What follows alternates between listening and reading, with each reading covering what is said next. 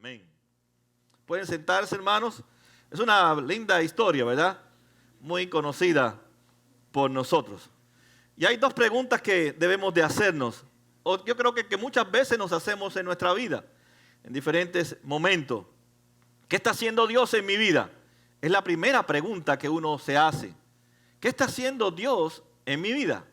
La segunda pregunta es, ¿qué está haciendo Dios en el mundo que está caído y que está a mi alrededor?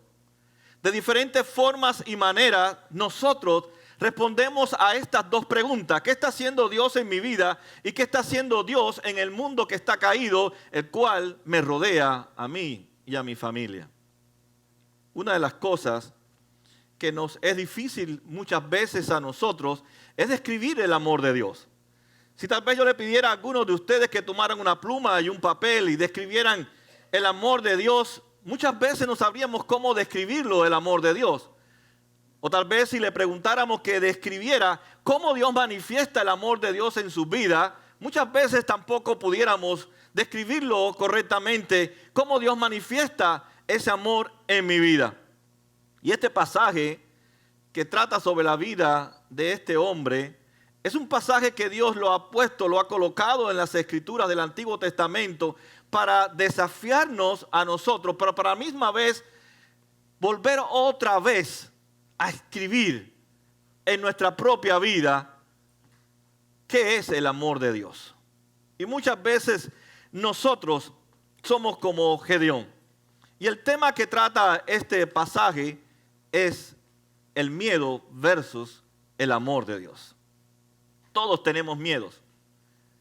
Aunque la canción que cantamos, ¿verdad? Como decía, que subía a la montaña y nunca tenía miedo, lo que estaba diciendo, me imagino, el autor de la canción, es que el miedo no era algo que se apoderaba, pero el miedo es una realidad en nuestras vidas. Todos tenemos miedo. Y este pasaje nos enseña por qué tenemos miedo y cómo podemos vencer el miedo. Veíamos mi esposa y yo una película de Policarpo. Policarpo fue el discípulo de Juan, el que escribió el Evangelio y el que escribió Apocalipsis y el que escribió las cartas. Y cuenta la historia de este hombre que murió en la hoguera a los 86 años, quemado vivo, que una de las cosas que constantemente le infundía a sus discípulos, los cuales él los compraba porque los vendían como esclavos y él los compraba para después ponerlos en libertad, era que ellos tenían miedo. Tenían miedo de la esclavitud, tenían miedo de quien los fueras a comprar, pero también tenían miedo de la muerte cuando comenzaron a perseguir a la iglesia que estaba en la ciudad de Esmirna, donde él pastoreaba en el primer siglo. Y algo que pudieron decir sus discípulos de este hombre es que cuando él fue a morir a la hoguera, su rostro reflejaba que no tenía miedo, sus miradas que no tenía miedo y su rostro de alegría. Y en la historia habla de una niña que cuando él la compra para hacerla libre, su rostro estaba lleno de miedo. Y constantemente que este hombre anciano hablaba con ella, su rostro seguía reflejando miedo. Muchos de sus discípulos jovencitos y aún no tan jóvenes reflejaban en su mirada miedo, tenían miedo a la muerte. Y este anciano constantemente le repetía que el perfecto amor de Dios echa fuera el temor. Les decía que no había que tener miedo, hasta un momento que él tuvo que confesar, yo muchas veces he sentido miedo, pero me recuerdo del amor de Dios. Así que todos tenemos miedo. Tenemos miedo a perder el trabajo, tenemos miedo a perder la familia, tenemos miedo a perder la salud, tenemos miedo. Y es algo que la Biblia constantemente, Dios nos repite de diferentes maneras. Usted va a notar en el pasaje, diferentes maneras el Señor le dice, no tienes que tener miedo porque yo estoy contigo. Pero la realidad es otra. Aunque Dios nos diga, yo estoy contigo, tenemos miedo. Sentimos miedo. Tengo miedo de suspender el examen, tengo miedo de cosas pequeñas y cosas grandes. Tenemos miedo. Y Dios sabe que nosotros luchamos con el miedo. Por eso constantemente la Biblia nos habla y nos manifiesta el amor de Dios. Y este pasaje no cabe duda, que habla del amor de Dios en un contexto que es incomprensible, es ilógico, es irracional, es incomprensible para cualquier persona que lee la vida de Gedeón. Uno no encontraría por ninguna parte el amor de Dios, pero sí podemos encontrar con seguridad el temor del hombre. ¿Ves que es más fácil para nosotros sentir miedo que acordarnos del amor de Dios?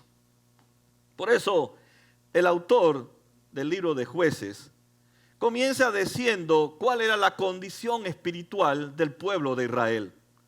Y dice: los israelitas hicieron lo que ofende al Señor. Y es algo interesante que dice el autor. Y él, o sea, Dios, fue el que los entregó en manos de los madianitas. ¿Cómo uno puede entender el amor de Dios entregando Dios a su pueblo para que su pueblo viva en la miseria? Para que su pueblo sea la vergüenza de todas las naciones. Pero solamente por decir el autor que Dios fue el que entregó a Israel a los madianitas, podemos imaginarnos que Dios ama a Israel. Tal vez usted dirá: pero eso es imposible. Que Dios me mande una enfermedad, que Dios me mande a perder mi matrimonio, que Dios me mande una tragedia y yo pueda definir y decir: Dios me ama. Déjeme decirle que muchas veces el miedo viene a nuestra vida es porque algo hemos perdido, algo nos ha abandonado, ya algo no lo tenemos, algo no lo poseemos. E Israel tenía miedo porque ellos pensaban que Dios los había abandonado. Pero Dios nunca le había vuelto las espaldas. Era Israel el que le había vuelto las espaldas a Dios y por eso sentía miedo. Y eso es lo que decía Policarpo a sus discípulos. Si ustedes crecen en su relación con Dios, no tienen que tener miedo, porque Dios está con ustedes. Era tanto el miedo que ellos abandonaron sus ciudades y se fueron a vivir en cuevas, se fueron a vivir entre las montañas, se fueron a vivir prácticamente, dice el autor, como animales escondidos en las montañas porque tenían miedo. Pero habían olvidado que su miedo había sido el resultado de que estaban haciendo cosas que ofendían al Señor. Cuando Adán y Eva pecaron en el huerto de Edén, no sé si ustedes han leído Génesis capítulo 3, ¿qué fue lo primero que sintió Adán? ¿Cuál fue la primera emoción? Miedo. Dios le dice: ¿dónde estás? Dice: nos escondimos porque tenía miedo y estaba desnudo. Cuando rompemos nuestra relación con Dios, el miedo se apodera de una forma constante en nuestra vida. Y el autor es bien claro al pronunciarnos a nosotros siglos después que el miedo muchas veces ya no nos deja ni siquiera cultivar como hacían ellos.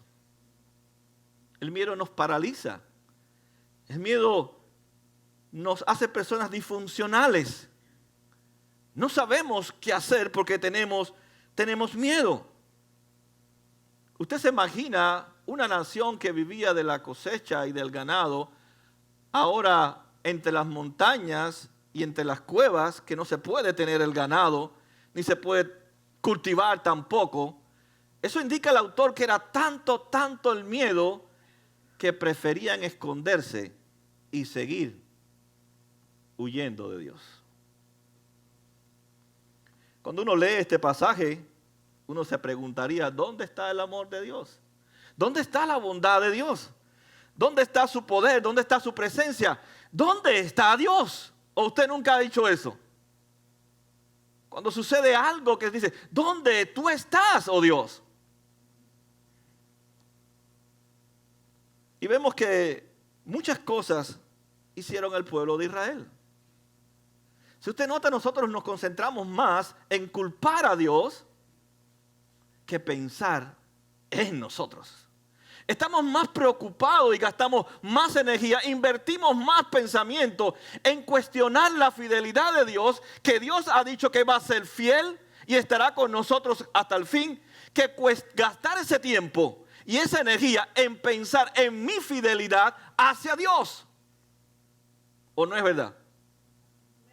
No gastamos tiempo en pensar en mi infidelidad, que es más fácil para Israel y para nosotros serle infiel a Dios, que no existe posibilidad alguna de que Dios sea infiel con nosotros. Pero pensamos más que Dios es infiel y que nosotros no tenemos ningún problema de infidelidad. El miedo se apoderó de estos hombres. Y es interesante que el autor diga que Dios los entregó. Miren, es preferible que Dios nos entregue a los medianitas que nos deje perdidos sin Él. Porque eso indica que Dios estaba buscando el corazón de Israel. Estaba buscando otra vez traerlos a la verdadera adoración. Que solamente Dios sea su único Dios verdadero. Pero Dios tenía que hacerles a ellos entender que los falsos ídolos de los amorreos a los cuales la diosa Acera y Baal ellos adoraban, no podían librarlos de las manos de los madianitas. Nuestros ídolos, que pueden ser personas, cosas, posesiones, dinero, nunca nos van a librar de nuestro gran enemigo, que es el pecado. Si Dios no hubiera amado a Israel, simplemente le hubiera dicho: sigan detrás de esos ídolos muertos. Y la tragedia continuará en medio de ustedes. Pero como Dios ama a Israel y quiere regresar su corazón otra vez a Dios, Dios comienza a trabajar en el corazón del pueblo de Israel. Nunca entenderemos el amor de Dios si usted nunca entiende que Dios es un Dios celoso. Pongamos un ejemplo. A veces sucede, no sé si sucederá. Si usted está casado, tiene su esposa y su esposo, y viene su esposa y le dice: yo te amo con la vida, pero ¿sabes una cosa? Pero amo a otros hombres. Tal vez usted dice: bueno, lo puedo aceptar, está bien, ámame a mí, ama a otros hombres. Pero realmente, si usted acepta esa situación de que lo ame usted y ame a otros hombres, usted no ama a esa persona. Porque el amor es celoso. Usted quiere a su esposo o a su esposa. ¿Para quién? Para usted. Usted no lo quiere compartir con nadie. De igual manera, Dios es celoso. Dios no comparte nuestra vida con otros dioses, con otros ídolos, porque Dios nos ha comprado, le pertenecemos a Él, y el amor de Dios es un amor celoso, y Él no comparte nuestro amor con ningún otro amor. Ni aún con el amor de tu esposa, ni aún con el amor de tu esposo, ni aún con el amor de tus hijos, ni aún con el amor a tu carrera. Dios no comparte su amor con nadie. Y Él quiere que su pueblo Israel y la iglesia lo ame a Él por encima de todas las cosas. Pero tal vez usted dirá: bueno, la idolatría era para el tiempo del Antiguo Testamento. Para el día de hoy no tenemos esos muñecos, no tenemos la diosa Acera, que era un pedazo de palo que ellos habían hecho. No tenían todas esas cosas que tenemos hoy. Pero hoy tenemos ídolos de personas que son más importantes, esas personas, que Dios. Y lo que ellos dicen son ley, y no es la ley de Dios la que rige mi vida. ¿O no es verdad? ¿Es cierto o no es cierto? Hay veces que usted se guía más por su esposa y su esposo que por lo que Dios le dice a usted. A veces pueden ser nuestros hijos que nos mandan a hacer lo que a ellos les reverenda la gana de hacer, y nosotros tenemos que callar delante de ellos ante la ley de Dios. ¿Son nuestros ídolos o no son nuestros ídolos? Ellos dicen cómo se van a vestir, a dónde se van a ir a estudiar, qué van a hacer con sus vidas, y usted tiene que mantenerse callado, mantenerlo y darle todo lo que él le pida, porque es lo único que usted puede hacer. Hay ídolos todavía en nuestros corazones. Ya no son de palo, ni de madera, ni de yeso. Hay experiencias que también se convierten en ídolos en nuestras vidas. Así que no podemos decir que solamente la idolatría era en el Antiguo Testamento y que nosotros en el tiempo de hoy no somos idólatras. Somos idólatras igual que en Israel.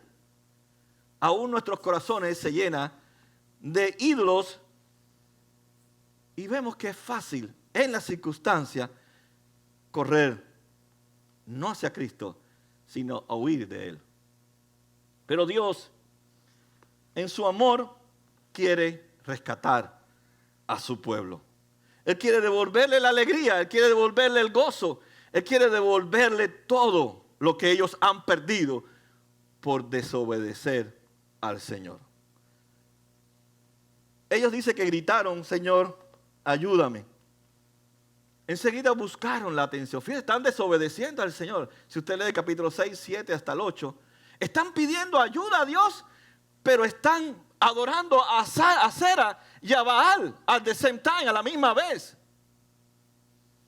¿Se da cuenta lo fácil que es la idolatría? Por un lado están clamando ayuda al Dios de Israel, pero en cada día y en cada mañana salen a los lugares altos para adorar a la diosa Asera y a Baal. Así somos nosotros. Con una mano adoramos a Dios y con otra mano adoramos a nuestros ídolos. Ellos claman por ayuda. Yo no sé si usted lee bien el pasaje. Es uno de los pasajes donde más ironía existe dentro de las Escrituras. Así que Dios usa hasta la ironía con su pueblo. Fíjense cómo dice, continúa el capítulo. Dice, clamaron al Señor a causa de los madianitas. Y mira la respuesta de Dios. Yo me imagino que ellos esperaban legiones de ángeles que bajaran del cielo con la espada y volaran la cabeza de todos los madianitas. Fíjense que Dios les responde. ¿Cuál fue la respuesta a su oración? Para que usted vea que a veces como que Dios nos confunde. Nos responde nuestras oraciones, pero no nos responde lo que nosotros queremos que nos responda. Ellos pidieron ayuda y Dios dice que les mandó un profeta. Le mandó un profeta. Voy a ponerle un ejemplo. Ahora usted va en la carretera, en el Palmetto, en el Turnpike, y tiene un terrible accidente, de tal manera que usted queda trabado en el auto, está desangrando, y mira hacia su asiento, y lo más que puede alcanzar es a su celular. Mira qué bueno la tecnología. Agarra su celular, marca el 911, 911, y el despachador coge la llamada y dice, ¿dónde usted está? Estoy aquí en el 75, en la bajada 69, estoy atrapado y me estoy desangrando. No se preocupe, para allá vamos. Pero cuando llega al canal 51 y comienza a firmarlo usted desangrándose y trabado, sus piernas no puede moverse. Dice, ¿cómo este despachador se le ocurrió mandarme a un reportero? Yo lo que necesito es el rescue. ¿No es verdad que es algo irracional mandar un reportero en vez de rescue? Bueno, es algo irracional que Dios haya mandado un profeta. Eso es para que ustedes entiendan cómo se sintió el pueblo de Israel cuando claman a Dios por ayuda y le manda un profeta. Pero fíjense qué cosa le dice el profeta. Le digo, yo los saqué de Egipto, tierra de esclavitud, y los libré de su poder. También los libré del poder de todos los opresores, a quienes expuse de su presencia de ustedes para entregarles su tierra. Les dije, yo soy el Señor su Dios. No adoren a los dioses amorreos en cuya tierra viven. Pero ustedes no me obedecieron.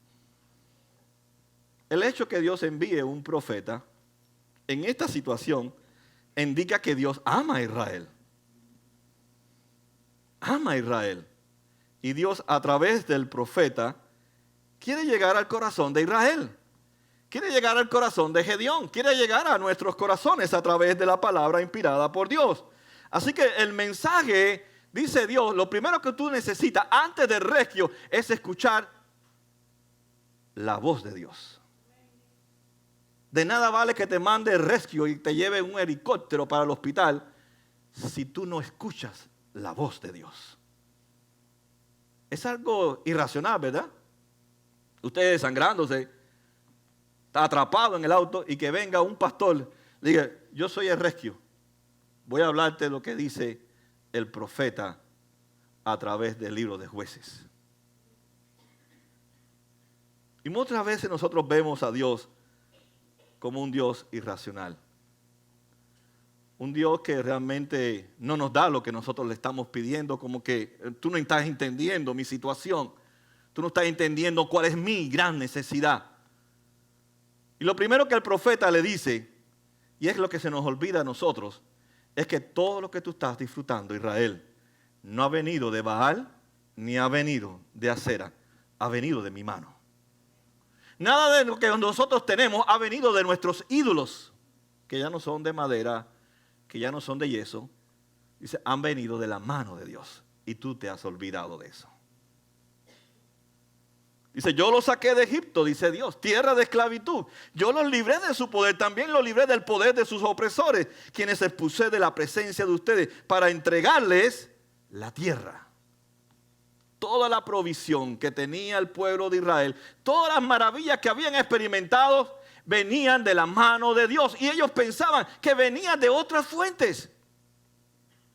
La segunda cosa que Dios le dice al profeta antes que lo saque del auto que se está desangrando. Le dice, tú no has entendido para qué yo te redimí. Pero Dios, me estoy muriendo y ahora me vas a dar este discurso. Primero que todo lo que ha venido ha venido de tu mano y no lo he entendido, pienso que viene de otra fuente. Lo segundo es que Dios le dice, yo te redimí para algo. Y él le dice, les dije, yo soy el Señor su Dios. Yo te redimí para yo ser tu Dios. No Acera, no Baal, no los dioses que nosotros tenemos ahora. Yo te redimí con el propósito de ser tu Señor, ser tu Dios, el que gobierna, el que controla, el que dirige tu vida y mi vida. ¿Y sabe por qué Él puede ser nuestro Señor? Porque Él fue el que nos compró. Y nos compró con la sangre de Cristo. Por tanto, ahora el pueblo de Israel y el mismo Gedeón tenía que entender que todo lo que tenían no les pertenecían a ellos porque habían venido de la mano de Dios y todo debería de ser entregado otra vez a Dios. Pero ellos iban y le ofrecían incienso, le ofrecían caldo, le ofrecían animales a la Acera y a Baal. Y muchas veces nosotros pensamos que en nuestra adoración, que venimos con un poco de cosas a entregársela al Señor, ya estamos libres de ser obedientes al Señor. El problema que tenía el pueblo de Israel era un problema de fidelidad a Dios. Es fácil ser infiel entonces. Y eso es una lucha que tenemos nosotros. Es una lucha constante que hay en nuestro corazón, serle fiel a Dios o ser fiel a los hombres. Y a veces nos debatimos, como Martín Lutero, como Policarpo, como Pablo, como Pedro, ¿a quién tengo que obedecer, a Dios o a los hombres? Es constantemente nuestra lucha y a veces cedemos más fácil a los hombres que obedecer a Dios. Es más fácil vivir con corazones gobernados por ídolos que corazones gobernados por el único Dios verdadero. Pero la pregunta que debemos hacernos en el pasaje, ¿dónde Dios quería que el pueblo de Israel regresara a su corazón otra vez a Él? Es donde tú tienes que preguntarte, ¿en qué área de tu vida Dios quiere que tu corazón regrese otra vez a Dios? Tal vez hay una persona muy importante en tu vida más que Dios. Tal vez tu casa es más importante que Dios. Tal vez tus posesiones es más importante que Dios. Tal vez aún la razón puede ser más importante que Dios. Aún el culpar a otro puede ser más importante que Dios. Y uno se pregunta en medio de tantas situaciones difíciles que vivimos, ¿dónde está el amor de Dios? Pero ¿sabe dónde está el amor de Dios? Donde tú te sientes perturbado. Porque Dios invade nuestras vidas y nos manda situaciones difíciles para llamarnos la atención en esa área de nuestra vida. A veces creemos en un Dios que es súper chévere. Él hace todo lo que yo le digo, porque a veces tratamos a Dios como si Él fuera un ser humano. Y él tiene que responder todo lo que yo le diga. Y él tiene que adaptarse a todo lo que yo le diga. Y él tiene que entender todo lo que yo le diga. Y todas mis excusas, él tiene que aceptarlas. Así vivía el pueblo de Israel, así vivimos nosotros también. Pero Dios en su gracia nos quiere mostrar su amor y viene y nos perturba con alguna situación difícil. Por eso Él entregó en manos de Madián al pueblo de Israel. Los perturbó para darle a entender que ellos habían olvidado su amor hacia Israel. Su pasión ya no era por Israel. Obedecer ya no era su primera prioridad al Dios de Israel. Después lo que vemos en el pasaje que leímos es que podemos encontrar en medio de esta crisis el amor de Dios. Primero Dios llama a Israel a que ellos reconozcan su condición espiritual. Que ellos reconozcan que todo ha venido de su mano.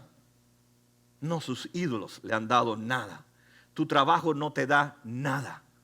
Tu esposa no te da nada. Tus hijos no te dan nada. Todo lo que tú puedas recibir de la creación ha venido a través de la mano de Dios. Pero se nos olvida. Y pensamos que es la creación la que nos da las cosas, cuando ha sido el creador que ha usado su creación para darnos lo que Él quiere darnos. Dice que vino un ángel y se sentó bajo la encima que estaba en Ofra. Y algo voy a leer el versículo 12 para avanzar un poco. Dice, cuando el ángel del Señor se le apareció a Gedeón y le dijo, el Señor está contigo, guerrero valiente. Qué ironía. Qué irónico es Dios. Es como yo te dijera a ti, oh, qué excelente cristiano tú eres, cuando realmente no lo eres. En ningún momento había cometido ningún acto de valentía a Gedeón y Dios le dice, guerrero valiente.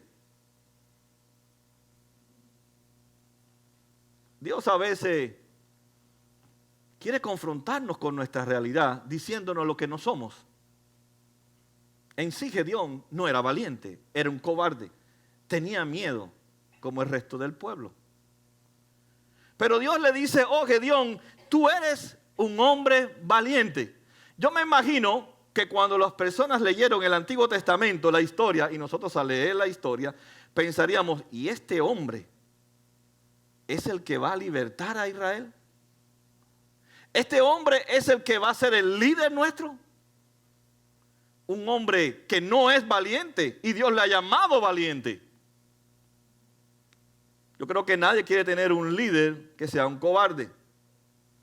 Pero lo interesante del pasaje, al leer el pasaje, es que Dios quiere que Israel aprenda de su líder, que su líder es igual que su pueblo, que su líder tiene la misma lucha que tiene el pueblo. El pastor no es un súper, es un hombre que también está caído como Gedeón. Y el primer problema que tenía Gedeón es que tenía miedo. Tenía miedo. Como tenía miedo aquellos que él tenía que dirigir al campo de batalla. Dice, estaba trillando trigo en el lagar. No sé si usted conocerá la cultura del Antiguo Testamento. Para trillar el trigo no se puede hacer en cuevas. No se puede hacer entre las montañas. Tenía que ser a campo abierto porque era necesario poner el trigo sobre una tela para que al levantar la tela y al dar golpes fuertes con la tela, pasara el viento y separara el trigo de la paja. Y esto indica que realmente este hombre tenía tanto miedo que se metía en las cuevas al convertir las cuevas en un lagar para poder separar de la paja el trigo. El miedo era real al punto que realmente había cambiado a sus costumbres en su propia vida. Lo segundo que tenía Gedeón era un problema que también tenemos nosotros y también tiene el líder, es un problema de fe. Es un problema de fe. Dice el versículo 13, pero el Señor le replicó a Gedeón, si el Señor está contigo, y dice él, ¿cómo es que nos sucede todo esto? ¿Dónde están todas las maravillas que nos contaban nuestros padres? Cuando decía el Señor nos sacó de Egipto, la verdad es que el Señor nos ha desamparado y nos ha entregado en manos de Midian. Algo que hizo él que nosotros hacemos es poner nuestra mirada en las evidencias. ¿No es real? Usted mira las evidencias y dice, según las evidencias, Dios tiene que haberme abandonado. Y nuestra fe compite con las evidencias. Cuando usted ve la realidad de su vida, cuando usted ve la realidad de su situación, y usted dice, esto es real, esto es lo que está pasando. Y esto me da confirmación de que Dios me ha abandonado. Sin embargo, eso es un problema de fe, porque Dios nunca ha dicho que nos va a abandonar. Hay momentos en que nosotros ponemos nuestras miradas en las evidencias. Pero ¿dónde tenemos que poner nuestra mirada? En la palabra de Dios. Nuestra fe no es algo que se da en el abstracto. Nuestra fe no es en lo que yo hago o en lo que yo pienso que va a suceder. La fe está arraigada en lo que Dios ha prometido que va a hacer. Él no me ha prometido que me va a sanar, porque yo tengo que morirme. Pero Él me ha prometido estar conmigo en mi enfermedad. Él no me ha prometido quitarme el sufrimiento, así que no pida que Dios le quite el sufrimiento, porque Dios dijo, ustedes sufrirán como yo también sufrí. A ustedes los llevarán a la muerte, los perseguirán como me persiguieron a mí. Entonces tenemos que pedirle, oh Dios, en medio de mi sufrimiento, yo sé que tú estarás conmigo. Pero nosotros basamos nuestra fe en cosas que Dios nunca nos ha prometido. Dios nunca nos ha prometido que todo nos va a ir de maravillas. Porque si no, Pablo era un hombre que no tenía fe cuando estaba preso en Roma y lo decapitaron. Y tenía seguro más fe que usted y que yo, toda nuestra fe junta, no alcanzaría ni a la rodilla del apóstol Pablo. Pero su fe estaba en las promesas de Dios. En que Dios le había prometido que nadie podía separarlo del amor de Dios, ni aún la muerte, porque la muerte sería el vehículo que Dios usaría para encontrarse cara a cara con su Salvador. Así que ni la muerte podía alejarlo del amor de Dios. Muchas veces nos guiamos por las evidencias. Lo tercero, Gedeón tenía un problema como tenemos nosotros, un problema de baja autoestima. Y esa baja autoestima nos lleva a tener una falsa identidad. Dice Gedeón, pero Señor, objetó Gedeón, ¿cómo voy a salvar a Israel? Mi clan es el más débil de la tribu de Manasés y yo soy el más insignificante de mi vida. Creo que él le dijo a Dios, oh Dios, te confundiste de dirección, te confundiste de persona. Yo no soy la persona más indicada. Si usted analiza su vida, usted se va a dar cuenta que usted se asigna identidades que son falsas, tanto de superioridad como de inferioridad. Pero nuestra identidad no está en lo que yo pueda lograr o yo pueda hacer. Mi identidad está puesta en lo que Dios ha hecho y es en Cristo. Y muchas veces cuando estamos en situaciones, estamos en lugares, tomamos y adoptamos identidades que no son reales en nosotros. Nuestra identidad debe estar todo el tiempo en Cristo. Eso es lo que Dios quería convertir al pueblo de Israel, que su identidad pasara totalmente al Dios verdadero. A pesar de que Dios le dijo, yo estaré contigo, él seguía dudando de que Dios estaría con él. Después viene la otra parte del pasaje, donde Dios también le hace otra ironía, otra vez a Gedeón. Y le dice, tienes demasiada gente. Se habían reunido los amalecitas y los medianitas y dice que otras tribus o otras naciones del cercano oriente se habían unido. Seguro que yo me imagino si yo hubiera estado en el ejército, yo hubiera sido Gedeón, y le digo, Señor, 32,000 hombres es demasiada gente contra esta hormiguero de hombres que superan nuestro ejército. Eso no tiene sentido, eso no tiene motivo de hacer. Tú no sabes que 30,000 hombres no nos alcanza a nosotros para enfrentarnos con esta gente. Pero Dios le dijo, tienes demasiada gente y yo no te voy a dar la victoria con 32,000 hombres. Y vuelve a enfatizarle, los 22,000 que les tiemblen las piernas, que tengan miedo, dile que se vaya. Y sabe que no pensaron en irse. Oh, no, no me voy a ir porque voy a pensar. Cuando regrese y mi esposa me pregunta, ¿y qué tú haces aquí? ¿No estás con Gedeón? Hija, si se me temblaban las piernas. Tengo miedo. Pero a ellos no le importó ni que la esposa le dijo, oye, pero ¿qué tú haces aquí? Ve para allá con Gedeón. Le dijo, no, que vaya Gedeón con los 10,000 que quedan. Y Gedeón, yo me imagino que Gedeón se vio de sentido desanimado cuando vio 22,000 hombres y yéndose. ¿Cómo voy a ganar la victoria con 10,000 hombres si este ejército supera en gran número? Y se queda como una plaga de langostas. Miles y miles de hombres. Y Dios le dice, Gedeón, todavía hay demasiada gente. Pero Señor, son 10,000, por lo menos déjame algo para no sentir tanto miedo yo. Y le dijo, Gedeón, tienes demasiada gente, porque había un cuarto problema en Gedeón y en el pueblo, el orgullo.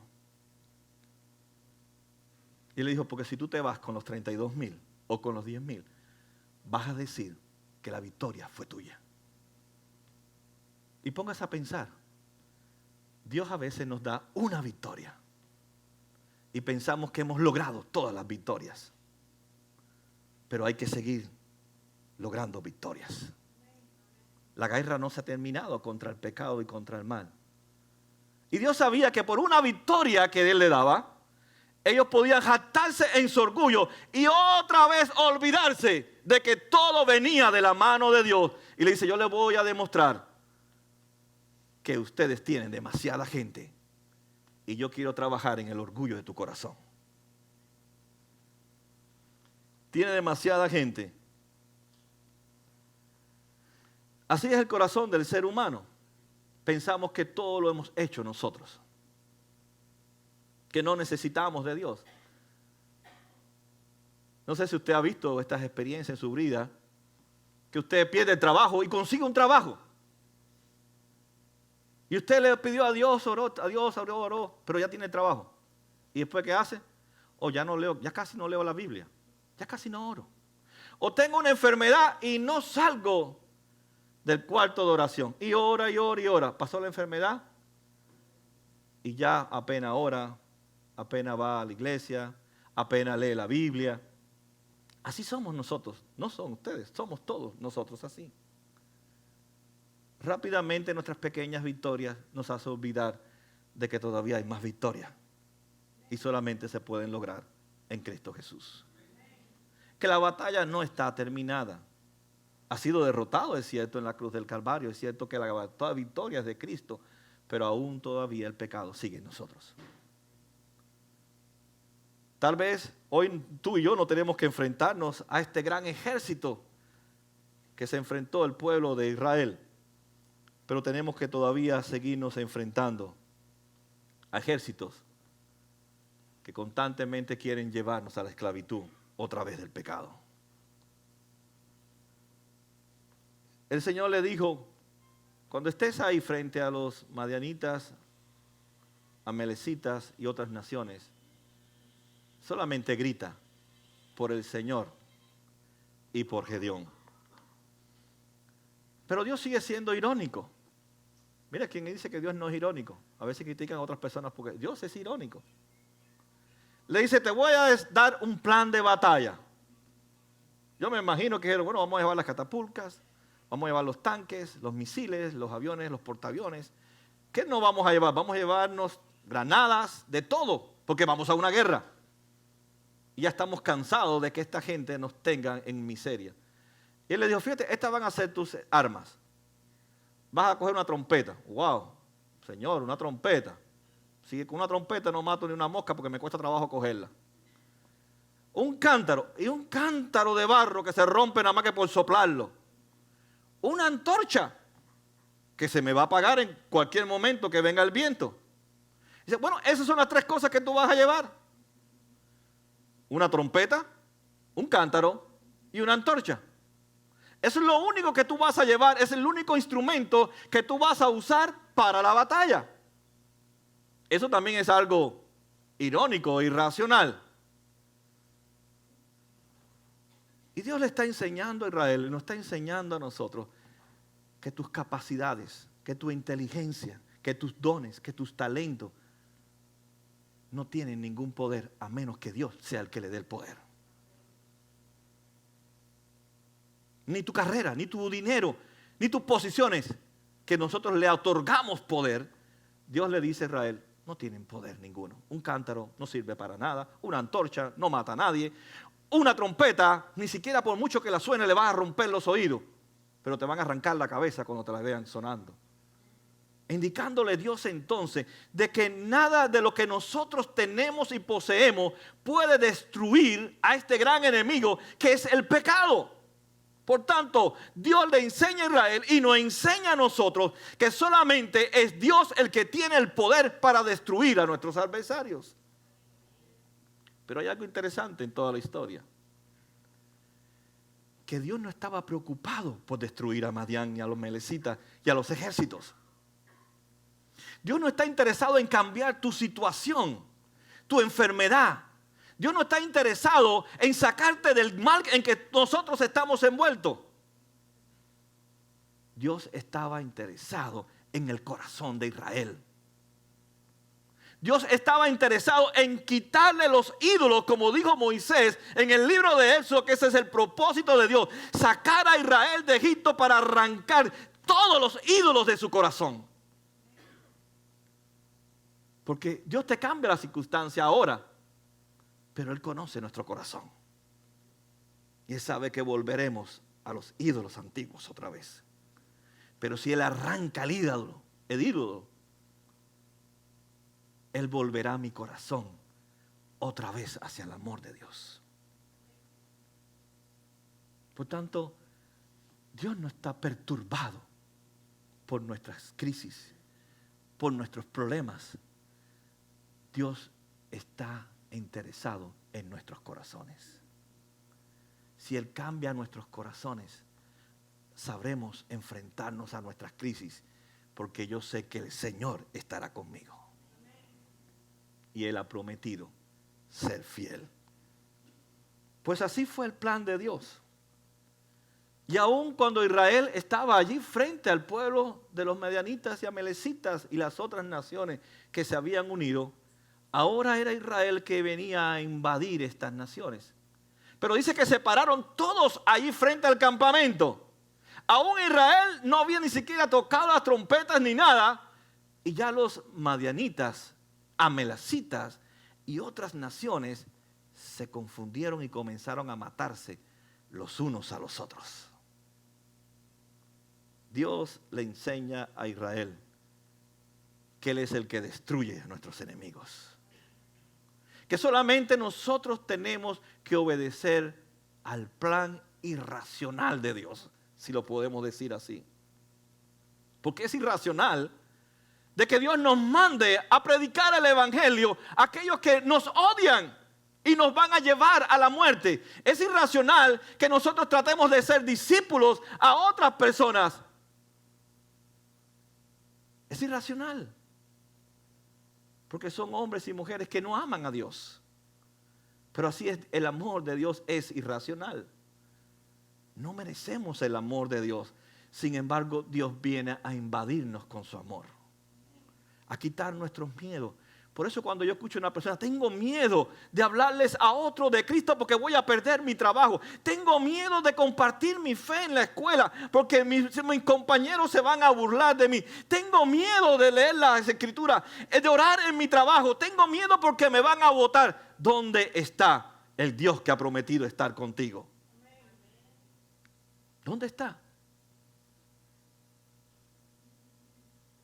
Porque hay ídolos que gobiernan nuestros corazones, que se revelan en nuestra vida de que tenemos temor, porque hay ídolos que son falsos y no tienen el poder ni la capacidad de ayudarnos en los momentos de angustia, en los momentos difíciles de nuestras vidas. Dice que huían. Y termina la historia en el versículo 28 del capítulo 8. Los madianitas fueron sometidos delante de los israelitas y no volvieron a levantar la cabeza, y durante 40 años, mientras vivía Gedeón, el país tuvo paz. Yo titulé este sermón algo realmente que pesa sobre nosotros. Y es una debilidad que es el miedo. El peso de esa debilidad de tener miedo muchas veces no nos deja confiar en Dios. No nos deja compartir nuestra fe. Y es un peso en que Dios vino a quitarle a Israel a través del sacrificio de Cristo en la cruz del Calvario. Por tanto, nuestra debilidad del miedo, nuestras situaciones difíciles que nos provocan miedo, tenemos que darle gracias a Dios. Porque son momentos que se manifiesta la gracia de Dios para voltear nuestros corazones hacia el amor de Dios. Juan, escribiéndole a la iglesia de Apocalipsis en el capítulo 2, dice a la iglesia de Éfeso: ustedes han perdido el primer amor. Ya no me aman como me amaban al principio. Ya no están dispuestos a morir como dijeron al principio de morir, que iban a morir. Ya no necesitan de mi gracia para seguir viviendo en una metrópoli que les ofrece todas las bendiciones que ofrece una gran nación. Habían perdido el primer amor. Y Dios quería que ellos, como nosotros, volvamos constantemente al amor de Dios. Nuestra tendencia es ser autosuficiente, pensar que podemos hacer las cosas por nosotros mismos. Pero recuérdense que la raíz de nuestro pecado es la idolatría. No solamente Israel fue idólatra, aún nosotros seguimos luchando con la idolatría.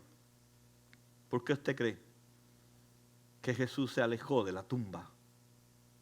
¿Por qué usted cree que Jesús fue a Getsemaní, allí con gotas de sangre, a interceder por nosotros? ¿Por qué usted cree que Él recibió todos los golpes, todos los latigazos, toda la burla? ¿Por qué usted cree que soportó los clavos en sus pies y en sus manos? Es para que usted no tenga miedo.